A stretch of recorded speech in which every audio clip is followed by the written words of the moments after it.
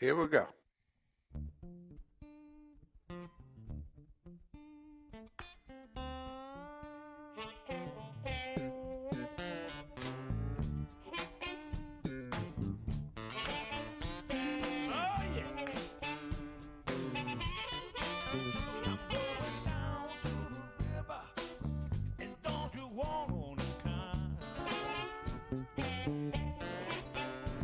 Have I got a big show for y'all, Larry and Debbie Abernathy in Flat Rock, Alabama. Y'all been seeing it all week on my Facebook page, and if you're following the Miss TennAla on Instagram, what an amazing trip Captain Daniel Waring and his brother Mac are taking. They took off from Camden, Bridgeport City Landing on July the 3rd, and we are very lucky to have them with us live today from Gainesville Lake. Let's bring them in here. Captain, how you doing, Captain Daniel? I'm doing good. Can you hear me all right? Man, I can hear you fine. I can hear All you right. fine.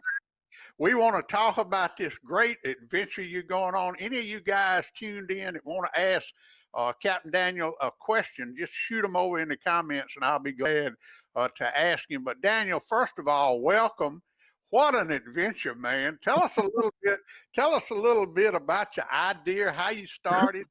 We're going to do a full podcast on it, but just briefly this morning, just for our listeners, tell us how you got this idea and how it started and how you built the boat, a little bit of everything about it. Well, essentially, it started on a wild hair idea I had the first thing I wanted to do was build a floating dock at a friend of mine's little bass pond so we could swim off of it in college. Never did that, but I did some research and then started finding people, throughout history really, who've done similar trips to this on homemade, recycled, upcycled materials, or buying old pontoon boats and fixing them up. And so I was like, that looks really cool, and that looks like something I can do. I'm gonna do it. And in 2018, I bought a old stripped down camper trailer frame from a friend, and that's where it started. And over the next 2 years after that, through about mid 2020, I completed the boat, and then we tested it several weeks ago at Bridgeport Park, like you said, and then took off on July 3rd. And here we are, 360 miles into it. Well, give us a update on the trip from the time you started. Have you encountered any problems, or what's your biggest surprise? Golly, I hope you're keeping a journal on this too. Yeah, I am keeping a journal. It's mostly been the highlights so far, kind of where we stop for the night, any kind of cool places or things we see, number of river miles per day, that kind of thing is what I've been putting in the journal. I'm trying to keep it simple just so I, make sure I do it every day so it's not, overwhelming or anything. But, we haven't had a lot of problems so far. They've all been relatively minor, knock on wood. I've got some work to do on the roof. There's a couple leaks in the roof, which have been very annoying with all the rain, but we've got it patched up for now. And we got leaks in the plumbing system, which is also annoying, but really it doesn't affect the usage or anything. And then, some of the things that I anticipated would be big problems, barge wakes, hitting stumps and everything, we really haven't had a problem with, particularly the barges and larger boats. Pretty much all of them very professional, very courteous, and really haven't had any close calls. We just stay vigilant, stay on the radio, make sure they see us and know we're there. And we're hard to miss too, because we're such an odd looking boat. You don't see very many kind of shanty boat style houseboats anymore. If it's not a John boat or a bass boat, then it's a yacht or a tugboat, really, on the river. So Tommy D wants to know, did you keep your hours, or how many hours you had building the boat?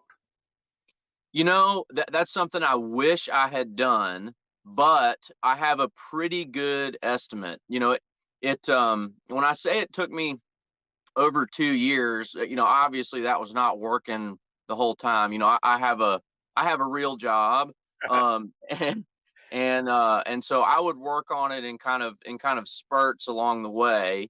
I think and a lot of it was learning too, and sourcing material and all that. So most of it's lumber that I bought at Handyman, so that was pretty simple, just regular dimensional lumber, treated and untreated plywood and 2x4, 2x6 frames and decking.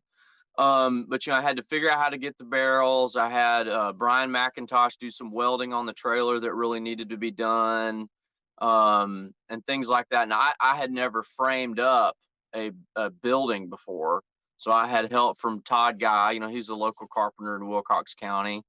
Um, if you were handy and knew how to do some of that stuff already, I really think you could knock up a very similar boat to the one I've done, in probably 3 months, working after hours or whatever. I mean, I tried to make this thing as simple as possible. It is a rectangle. It is 8 feet wide and 24, well, it's about 25 and a half feet long. It's got 32 55-gallon drums as the floats underneath it. They're sealed up with 3M 5200 sealant, which is a pretty standard kind of boat marine grade sealant. And basically you build a frame on the barrels and then build whatever you want on the frame is essentially it. I mean, it's really simple, yeah, it took me probably all told probably 5 or 6 months to do it, spread out over 2.5 years. But if you have any sort of skill, more skill than me, I think you could do it quite a bit faster. How hard was it to get it registered at the courthouse?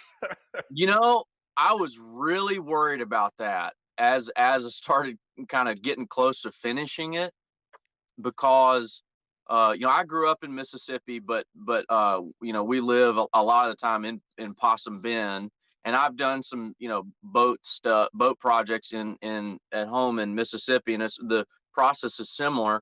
If you're doing any sort of homemade uh, boat or trailer or whatever, you have to get it registered as homemade. And the trick to that is you have to get it inspected by a state trooper. And I had done that with a trailer before, and basically they just come and make sure it hasn't been stolen, and then you repainted it, right? You know, there's really all that's there to prevent. But I wasn't sure about how it would be different with boats. Um, I thought that maybe you're going to have to submit to some sort of marine stability, inspection or test or something like that. And that was not the case at all. It's exactly the same process. It took a while. It was about 6 weeks to wait on the paperwork to go through. But really, you submit the paperwork and they send an officer to your house and they basically say, yeah, you built this. It's obvious. And they gave me a sticker, and then from there it was just like registering your fishing boat or bass boat or whatever. Not a problem at all. So yeah, that was pretty easy, surprisingly. That was one thing I thought about when I saw that sticker on the side. I said, "Golly, I wonder what they did at the courthouse when he went to register that boat." Yeah, I didn't have to pay anybody anything extra, I'll put it that way. Yeah. Well, I tell you what. Now, I tell the folks a little bit about your history. A lot of people want to know, who is this guy? What gave you this idea? And you said you had a real job. Let's share that with everybody. Right. Yeah. Well, I'm just a guy. I grew up in Oxford, Mississippi. My grandparents are from Wilcox County, Betty and Mac Philippi, and they've been gone for a while now. But we have a little farmhouse in Possum Bend that I've been growing up in Possum Bend and going to in the summers and holidays and all that for as long as I can remember. Um, so I cannot claim Wilcox County or Possum Bend is the place I grew up in. Yeah, I but think we that can would be. claim you. We can claim you though. Oh yeah, absolutely. Yeah, I hope y'all do. Yeah, it's an honor to be among y'all. That's for sure.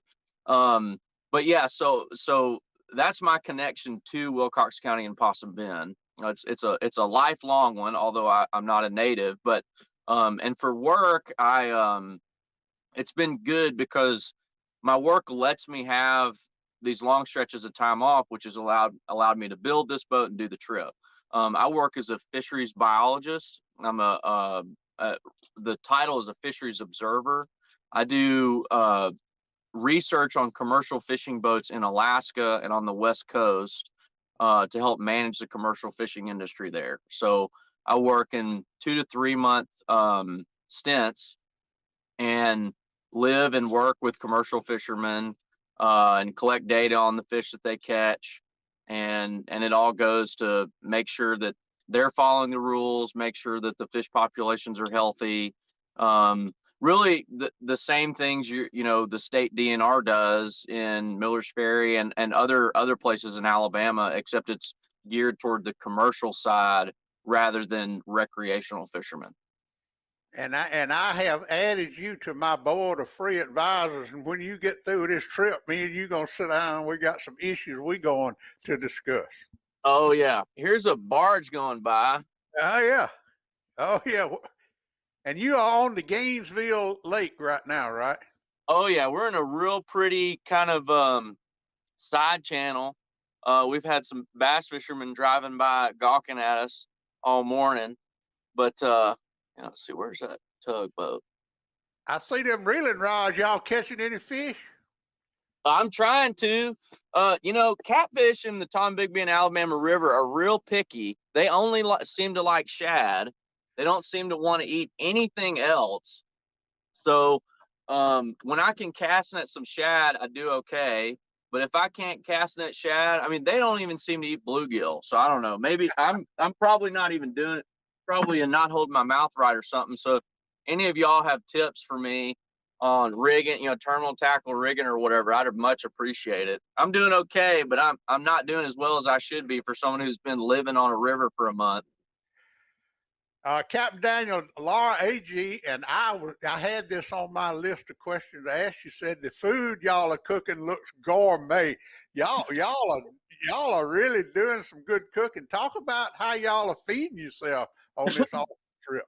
Well, the food, that was another challenge that we thought was going to be a lot bigger deal than it has been. When you look on maps of South Alabama, sorry, I don't want this camera to fall in the water with the barge coming I don't by. I think the worst just passes, but when you look at maps and stuff of communities that are close to the rivers, we decided it would be a good idea to he's waving, sorry. It'd be a good idea to bring some bikes so that we could run into some towns for gas and ice and food and whatnot.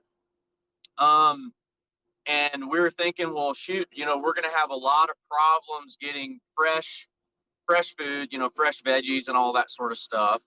And so we're going to have to rely a lot on, non-perishables, canned stuff, packaged stuff, pickles, whatever. And that has really not been the case. It's been pretty easy to get fresh food and ingredients, because the communities around here have been built up around the river, and if they're not on the river, they're close by. And, historically, that's made a lot of sense for travel and economics and whatnot. But yeah, I mean, my brother and I both really enjoy cooking, and I'm a pretty experienced camper, and I do some backpacking in my spare time, and Mac loves learning new things and everything. So we've kind of built a kind of a kitchen galley, I guess, since it's on a boat that takes advantage of a lot of that. Trying to be a little thrifty with with our fresh stuff, since we just, you know, we got a little Arctic cooler for storing ice in, but you know, just trying to keep it minimal and everything, and but also we got enough stuff to where we have a, you know, a lot of variety. You know, we got a whole little spice cabinet and everything, and my mom fixed us up some little planter boxes of fresh herbs we got growing on the roof, you know, so we got some oregano and basil and chives and stuff we can, and parsley and things we can put on dishes and whatnot. And yeah, I mean, you know, we look up a lot of recipes on the internet, and then try and change them to things we can do on the boat, and just, you know, little bit of fresh herbs sprinkled on top, and some sea salt and stuff, and you got something that looks really good and tastes really good. That's so cool. All right, let's talk about the rest of your trip. Now, you're what, 300 and something miles into a 2,000-mile trip. Tell us Right, what you expect, what you're looking for, and if people keep up with you on Instagram, right. and I got that up on the screen. Uh, you're going to be sending me pictures on my. We're going to keep up with you on my Facebook page that has blown up this week Yeah. with all this. You have got a lot of people following you now. I guarantee you. Well, And I'm happy people are enjoying it. It's been a lot of fun. It's been a lot of fun for us too. Yeah, so the trip is actually morphed over while, you know, on the trip, and before. My original idea was to do the entire Mississippi River from Wisconsin to New Orleans. Um, Logistically, that was gonna be really hard, just because I would have to have one of my folks drive the big trailer after we put in all the way back home. And, you know, I mean, you know, it's a big 30-foot long camper trailer, you know, flatbed camper trailer. And I was like, that's not really, I don't mind driving it, but, you know, it's a big old thing. If you're not used to driving big trailers like that, it's not really fun to do. So we kind of quickly nixed that, and decided we would start in Chattanooga on the Tennessee River and float down the Tennessee River into the Mississippi, and then across the Gulf Coast of Mississippi and Alabama, inshore, of course, and then up Mobile Bay and up the Alabama River, and kind of string together the three major rivers that kind of make up my family's history, for a little bit of sort of family historical significance, which is pretty cool. You know, my dad's family grew up in Chattanooga on the Tennessee River in Moccasin Bend. I'm from Mississippi, and duck hunt on the Mississippi River, and that's a fun place that I love. And then, of course, the Alabama River is where my mother's family is from, and we're still doing most of that, except the one thing I did not plan on was my trailer is too lightweight for the boat. I I miscalculated how heavy this thing really was, and so when we were putting it in at Bridgeport Park, I noticed that the bearings got hot, and that's, you know, it's about a 10-mile ride from Possum Bend to Bridgeport Park. So I was like, well, this is not going to be, we're not going to be able to take this to Chattanooga.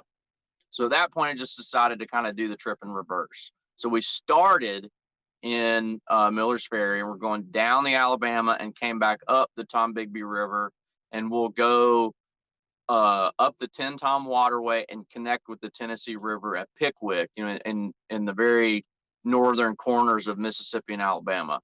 And then from there, the original trip down the Tennessee River to where it empties into the Ohio River at Paducah, Kentucky, and then about 50 or 80 miles of that to where the Ohio River empties into the Mississippi River at Cairo, Illinois.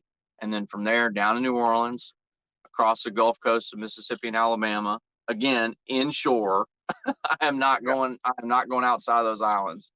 And then up Mobile Bay, and then up the Alabama River back to Miller's Ferry. That's the oh, it's plan. gonna And be a that, right-on trip. Well, I tell yeah, you what, we're gonna be waiting on you with a bottle of champagne when you get home. yeah, absolutely. I really hope it works. You know, I mean, this right now is kind of the easy part. You know, as there's been a lot of comments on your Facebook page that have suggested that, and it's something I'm well aware of. You know, once we hit the Tennessee River is a big river, um, And of course, the Tombigbee and Alabama are not small rivers either. But the Tennessee sees a lot more commercial traffic than even the Tombigbee. It's big, wide, deep, and fast. And then when it empties into the Ohio River, that steps up another notch. And then, of course, the Mississippi is one of the three biggest rivers in the entire world. So, and, I duck hunt on that river in, small 16-foot boats and things. And that's sketchy enough. But so that's going to be the hardest part, I think, where we'll see the most large traffic. There'll be the least resupply stops, and it's just flat out the most dangerous. But I think this amount of travel that we're doing on these kind of smaller waterways is really helping us kind of get used to how the boat handles, what we can expect, and just kind of being prepared for when we hit that big one, the Mississippi. So It's going to be a lot of people following you by the time you get to that Mississippi River, I guarantee yeah, you. yeah, it'll be a lot of people see me succeed or fail. That's for sure. I got a couple of questions. Tommy D in Ann Arbor, Michigan wants to know, now you're going up the river, so you're using a motor. What is your gas mileage like? And will you be using the motor when you come down the Mississippi River? Yeah, so we've got a Mercury 60 horsepower outboard, 4-stroke. And I got the kind of pontoon boat version that's got a beefier gear case. So because this thing is a pig and it is not very streamlined. And we're trying to conserve gas. We've never gotten even close to running out of gas at all. I have a 40-gallon fuel tank. And we get we're running about half throttle most of the way, and we get about 3 miles an hour going upstream. When we were coming down the Alabama River, we were running like a third throttle and going about 5 miles an hour. So the difference in current is huge. And I think right now my little gauges say we're getting about 3 miles a gallon. So which is not very good if you think about it in terms of cars, but for boats, it's really not that bad. Considering how big this thing is, and what it requires to push it. So yeah, but between fuel stops, the most gas we've burned is about 25 gallons. We haven't even really gotten close to running on fumes or anything. And I have a small reserve tank as well. So How long do you think this round trip will take? What do I know the weather has a lot to do with it. Well, how right. long are you giving yourself to make this 2,000-mile round trip? Well, so I think my original estimate was 2 months.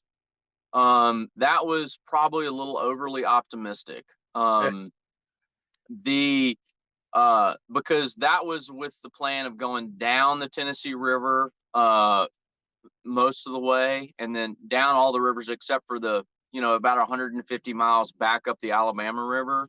But since we had to change the route, we've switched from having only about 200 miles of upstream to almost 500 miles of upstream.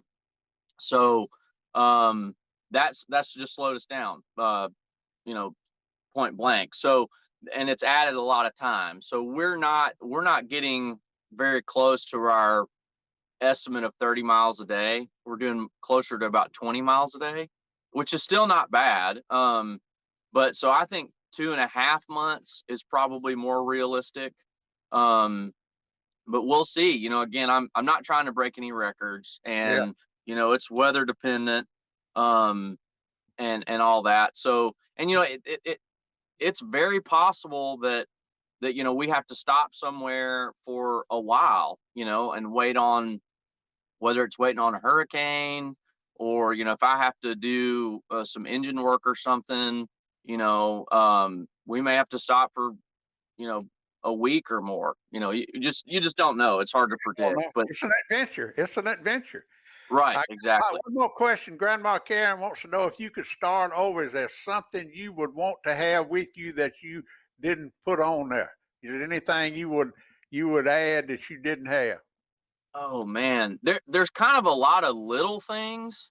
Um, and most of it has to do with things I wish I had done better, or thought out a little bit better. Kind of the way my very simple plumbing system is.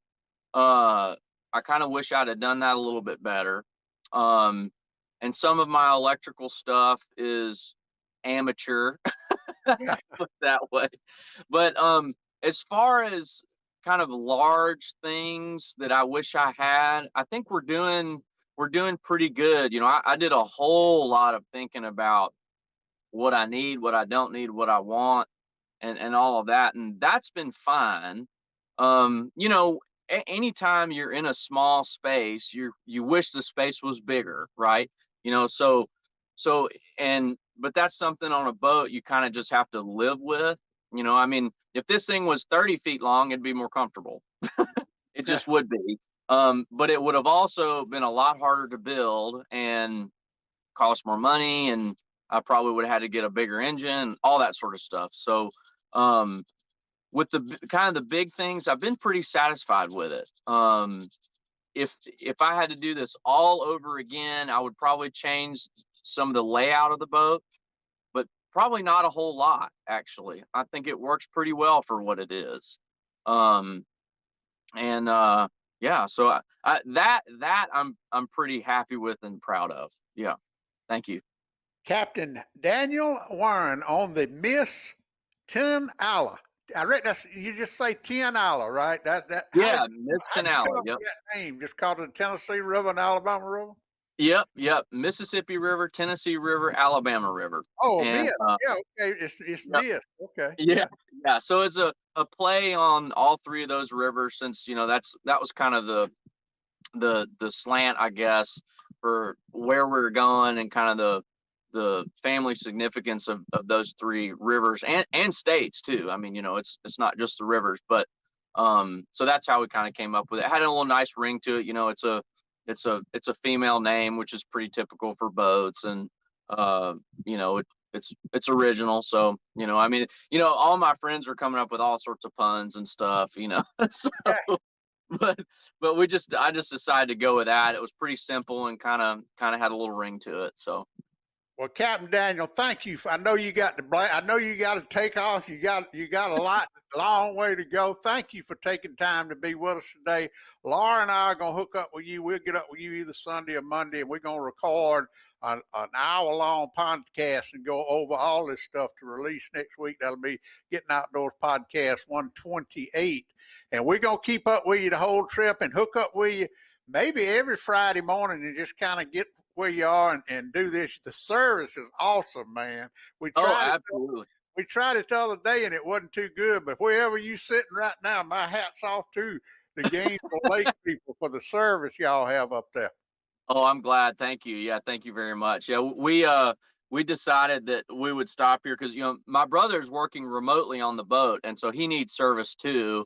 And so, like, man, this is a good spot. It's real pretty. We're out of the way, and we've got service. I can do the podcast live, and he can get some work done. So yeah, absolutely. I'm very interested in chiming in with you guys. I'm really glad people are enjoying it, at least as much as I am, for sure, because it's been super fun. And I hope that we can share our adventure with y'all. Thank you very much. I Thank appreciate you. it. Thank you, Captain Daniel. And I tell you, I want Rita McIntosh is on here now, and I want to thank her for she called me the other morning and said, "You got to get up with this guy." I didn't even know nothing about it. You've been in Possum Bend building that boat, and with Todd Guy helping you and Brian helping you and getting your stuff. Oh I don't know how I didn't know about it. And yeah. Donald Godbow is supposed to keep me up with stuff going on like that. Yeah, well, you'll have to get on to those three guys, yeah, there's been a lot of help. David Colston, he loaned me his Yeah. truck to launch the boat, and we kept it for like a week, and there's been a lot of local people that have done so much for us over the past couple of years with the boat and other things too. I mean, it's a great community to be a part of. Well, we're looking forward to it. We're gonna have a grand finale when you get back here too. I guarantee you. We're gonna go to work on that. So good luck, safe trip. We'll talk to you next Friday morning, and me and Laura will hook up with you Sunday or Monday and record the podcast. Sounds like a plan. Thank you very much. Y'all have a good day. Thank you, Daniel, Captain Daniel. See you later. Bye. Wow, wow, wow. That could be the best Friday morning we've ever spent together. I tell you what, how cool is that, y'all? How cool is that? And we'll be able to keep up with him. If you do Instagram, go to Instagram and follow him. He's him and his brother, they putting pictures over there. They're sending me pictures, and I'm going to put them up on my Facebook page. But wow, what an adventure. And I tell you, what a great guy. Captain Daniel, I'm telling you, he is he was made for this. And it ain't no telling. I guarantee y'all, before he gets through this trip, the major news networks will catch it, will follow him. I guarantee you it's going to happen, especially when he gets up there around Memphis and up there. Thank you, Rita, for hooking me up with him. I can tell you that. This is the kind of stuff that makes old Big Dad tick right here. And thank y'all.